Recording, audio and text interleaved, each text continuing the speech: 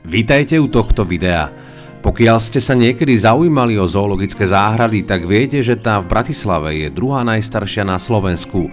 A tiež to, že 9. mája 2024 oslávi 64 rokov. A kvôli tomu som sa rozhodol natočiť o našej zoo video. Prvé vízie o postavení zoo v Bratislave začali ešte dávno pred oficiálnym otvorením, a to okolo roku 1948. Pôvodne sa malo jednať o malý zookútik pri Bratislavskom parku kultúry a oddychu. Tento nápad však následne stroskotal. Ďalšie návrhy hovorili o zoologickej záhrade na území Železnej studničky. To však bolo nakoniec po niekoľkých geografických výskumoch a expertízach tiež zamietnuté. Nakoniec sa rozhodlo o výstavbe v Mlynskej doline, pôvodne na ploche cca 9 hektárov, s tým, že by sa mohla v budúcnosti rozrásť až o 90 hektárov. Zaujímavé je to, že sa bratislavská zoo spomína už v knihe Naše zoo z roku 1953, teda 7 rokov pred oficiálnym otvorením. Písalo sa tu síce, že zoo sa ešte len bude budovať, no bolo to napísané, ako by sa malo začať už o týždeň. V skutočnosti si však Bratislava musela na svoje zoo ešte 7 rokov počkať. S výstavbou sa začalo v roku 1958. Zoo sa z časti stavala v akcii Z, a tak okrem skúsených robotníkov sa museli na budovaní podieľať aj žiaci niektorých bratislavských škôl. Zoo oficiálne otvorila svoje brány 9. mája 1960. Pôvodnú kolekciu zvierat tvorilo 74 druhov v počte 238 jedincov. Návštevníci bratislavskej zoo vtedy mohli vidieť dravé vtáky, papagáje, sovy, vodné vtáctvo, dikobrazy, opice, poníky, somáre, srnky, jelene, ale i mačkovité šelmy či medvede. Už v prvom desaťročí svojej existencie zaznamenala zoo celkom veľké chovateľské úspechy. Medzi ne patrili napríklad odchovy medveďov, leopardov, púm, dingov, ale aj paviánov. Ako jednej z prvých zoo sa nám tiež podarilo odchovať rysa ostrovida, ktorý je dodnes logom našej zoo. Okrem toho sa zoo začalo usporadúvať niekoľko krúžkov, napríklad jazdecký, sokoliarsky alebo zoologický. V 70. rokoch sa kolekcia rozrástla o niekoľko nových druhov.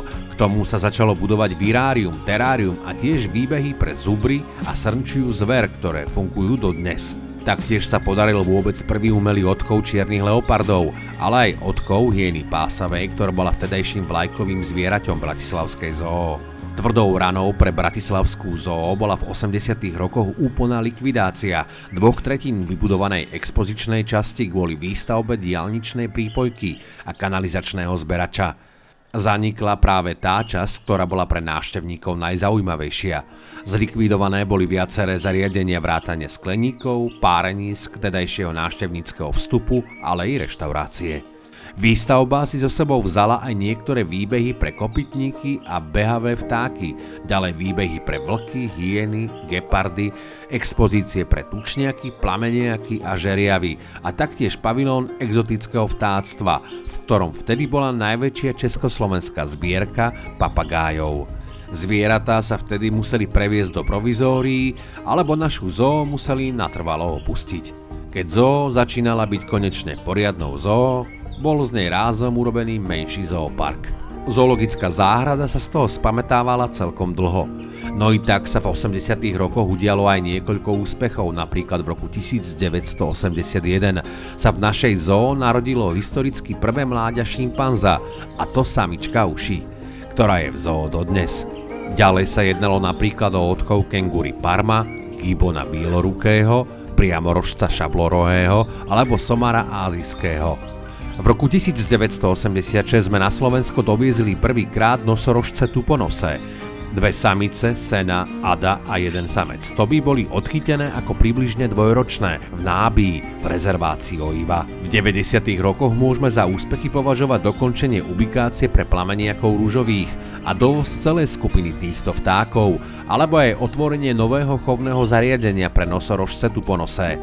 Výnimočným medzinárodným úspechom bol v roku 1999 úspešný projekt na záchranu priamorožca šablorohého, ktorý pripravila a realizovala Zoologická záhrada Bratislava spolu s britskou Marvel Zoological Park.